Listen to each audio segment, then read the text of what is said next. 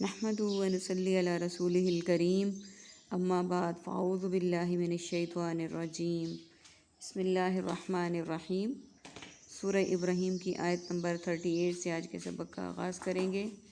رب اشرح لی صدری ویسر لی امری واحلل عقدۃ من لسانی یفقہوا قولی رب زدنی علما رب زدنی علما اللہم فقہنا فی الدین اللہم فقہنا فی الدین اللہم فقہنا فی الدین۔ اعوذ باللہ السمیع العلیم من الشیطان الرجیم من ہمزہ ونفخہ ونفثہ۔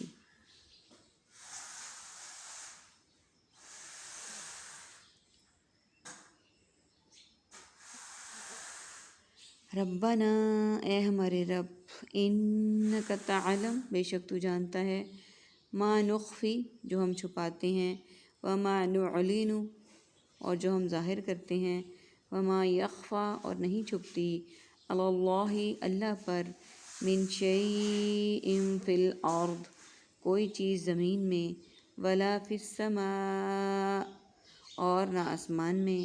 الحمد للہ الذی، تمام تعریف اللہ کے لیے ہے جس نے وہب لی علی الکبر، عطا کیے مجھ کو بڑھاپے کے باوجود، اسماعیل و اسحاق، اسماعیل علیہ السلام اور اسحاق۔ ان ربی لسمیع الدعاء، بے شک میرا رب یقیناً خوب سننے والا ہے دعا کا۔ ربی اجعلنی، اے میرے رب بنا دے مجھے، مقیم الصلاۃ، قائم کرنے والا نماز، ومن ذریتی، اور میری اولاد میں سے بھی۔ ربنا، اے ہمارے رب، فتقبل دعا، تو قبول فرما میری دعا کو۔ ربنا، اے ہمارے رب، اغفر لی، بخش دے مجھ کو۔ سب سے پہلے ہم میننگس کو دیکھ لیتے ہیں۔ تعلم، علم، عالم، معلوم، تعلیم اور معلومات۔ تخفی، یخفی، مخفی، خفیہ اور اخفا۔ نعلن، علی الاعلان، اعلانیہ طور پر۔ شے، اشیاء، اشیاء خورد و نوش۔ السماء، کتب سماویہ، ارض و سما۔ الحمد، حمد و ثنا۔ حمید، محمود، حماد اور حمید۔ وہب، ہبہ کرنا، وہبی علم۔ لی، الحمد للہ اور لہٰذا۔ الکبر، کبیر، اکبر اور مکبر، اکابرین۔ لسمیع، سماع بصر، اعلیٰ سماعت، محفل سماع۔ الدعاء، دعا، دعوت، مدعو، الداعی الی الخیر۔ مقیم، قائم، قیام، مقیم اور قیامت۔ الصلاۃ، صوم و صلاۃ، مصلی۔ ذریتی، ذریت آدم، ذریت ابلیس۔ تقبل، قبول، قبولیت اور مقبول۔ اغفر لی، مغفرت، استغفار اور استغفر اللہ۔ عربک کا ورڈ اس پیج پہ صرف ایک ہے، اجعلنی، بنا دے۔ اب دیکھیے دعائیں حضرت ابراہیم علیہ السلام کی، آیت نمبر 38۔ اے ہمارے رب، بے شک تو جانتا ہے جو کچھ ہم چھپاتے ہیں اور جو ہم ظاہر کرتے ہیں۔ اس بات کی تصدیق کہ اللہ سبحانہ و تعالیٰ ہر اس چیز کو جانتے ہیں جو ہم چھپاتے ہیں یا ظاہر کرتے ہیں۔ نہیں چھپتی اللہ پر کوئی چیز، یعنی اللہ تعالیٰ سے کوئی چیز نہیں چھپتی، ہم چاہیں بھی تو نہیں چھپا سکتے۔ اللہ سبحانہ و تعالیٰ وہ ذات ہے، اندھیری رات میں سیاہ پتھر پر سیاہ چلنے والی چھوٹی سی چونٹی بھی اس کے علم میں ہے کہ وہ چل رہی ہے۔ تو باقی دنیا تو اللہ سبحانہ و تعالیٰ نے خود پیدا کی، ساری کی ساری، تمام چھوٹی بڑی ہر چیز کو اللہ سبحانہ و تعالیٰ نے تخلیق کیا۔ تو پھر یہ کیسے ہو سکتا ہے کہ اس کی معلومات میں نہ ہو، ہم اس سے کچھ چھپا سکیں؟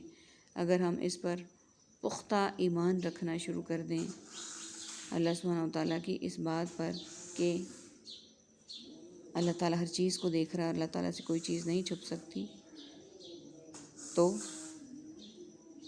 نہ زمین میں نہ آسمان میں۔ تو اس کے بعد ہم کبھی گناہ کی طرف مائل نہیں ہوں گے۔ اگر ہمیں اس بات کا اندازہ ہو جائے تو ہم کبھی گناہ کی طرف مائل ہی نہیں ہوں گے۔ اللہ تعالی ہمیں ہمارے ایمان کو پختہ اور مکمل کرنے کی توفیق عطا فرمائیں، آمین ثم آمین۔ آیت نمبر 39۔ تمام تعریف اللہ کے لیے ہے جس نے عطا کی ہے مجھے بڑھاپے کے باوجود اسماعیل اور اسحاق۔ اب اللہ سبحانہ و تعالیٰ کی تعریف کی جا رہی ہے، اس سے ہمیں یہ بھی پتہ چلتا ہے کہ ہر نعمت کے ملنے پر اللہ سبحانہ و تعالیٰ کا دل کھول کے شکر ادا کیا جائے، جیسے کہ حضرت ابراہیم علیہ السلام نے کیا کہ تمام تعریفیں اللہ کے لیے ہیں جس نے مجھے بڑھاپے کے باوجود اسماعیل علیہ السلام اور اسحاق علیہ السلام دیے۔ بے شک میرا رب یقیناً خوب سننے والا ہے دعا کا، یعنی میرا اللہ جو ہے وہ خوب سننے والا ہے دعا کا۔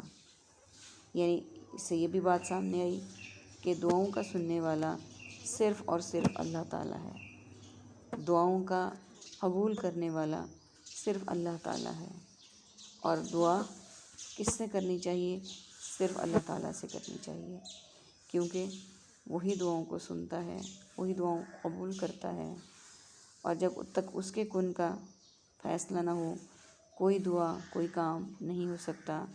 تو پھر دنیاوی کمزور سہاروں کے آگے جھکنا بہت ہی ایمان کے کمزور ہونے کی علامت ہے۔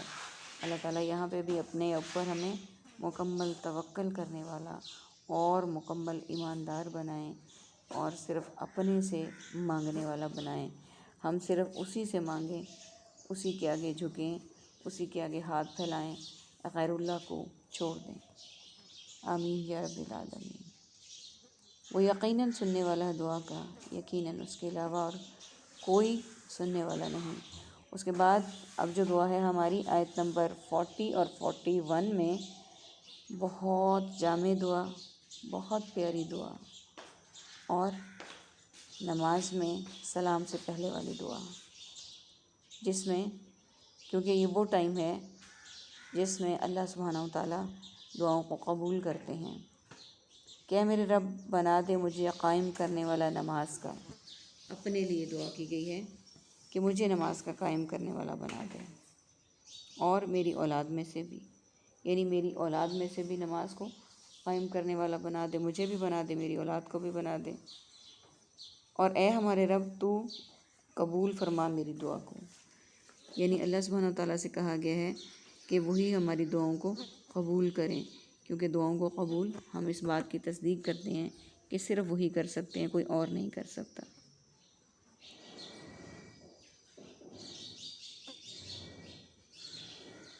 آیت نمبر 41۔ اے ہمارے رب بخش دینا مجھے۔ اب دیکھیے، جب اللہ سبحانہ و تعالیٰ سے گڑ گڑا کے ہم نے بخشش مانگ لی تو یقیناً وہ ضرور بخشے گا، یقیناً۔ اللہ سبحانہ و تعالیٰ نے یہ اتنی پیاری اور جامع دعائیں دے دی، اپنے لیے دعا، والدین کے لیے دعا، اولاد کے لیے دعا، کل مومن مومنات کے لیے دعا۔ اللہ سبحانہ و تعالیٰ اگر ہمیں اپنے محترم گھر میں حاضری کا موقع دیں، اور اللہ سبحانہ و تعالیٰ سے دعا ہے کہ اللہ تعالیٰ ہمیں بار بار اپنے گھر کی حاضری کا موقع دیں، تو ہمیں ضرور بضرور یہ والی دعا کثرت سے کرنی چاہیے، کیونکہ اس میں ہر ایک کے لیے دعا ہے، ہر ایک کے لیے دعا ہے۔ ولی والدیہ، اور میرے ماں باپ کو، وللمؤمنین، اور تمام مومنوں کو، یوم یقوم الحساب، جس دن حساب کتاب ہونے لگے۔ یعنی کب کی معافی مانگی گئی، کب کا کہا گیا، اور کس کس کا کہا گیا؟ اپنا، اولاد کا، والدین کا، کل مؤمنین کا۔ نہ صرف یہ کہ دنیا میں کے لیے دعا مانگی گئی کہ نماز کا پابند بنا دیں، بلکہ آخرہ کے لیے بھی دعا کر لی گئی کہ میرے ماں باپ کو اور تمام مومنوں کو اس دن معاف کر دینا جس دن حساب قائم ہو۔ وہ حساب بہت کڑا ہوگا، اس کے لیے ابھی سے تیاری کرنے کی ضرورت ہے، اس حساب کا جواب دینے کی ابھی سے تیاری کرنے کی ضرورت ہے۔ یہ وہ دن ہوگا جس دن کوئی کسی کے کام نہیں آئے گا، نہ کوئی اپنا نہ کوئی بیگانہ۔ اللہ سبحانہ و تعالیٰ ہمارے اس دن کے حساب کو آسان کریں، اور ہم سب کو اپنے مقرب بندوں میں داخل کر دیں، آمین یا رب العالمین۔ سبحانک اللہم و بحمدک نشہد ان لا الہ الا انت نستغفرک و نتوب الیک۔ السلام علیکم ورحمۃ اللہ وبرکاتہ۔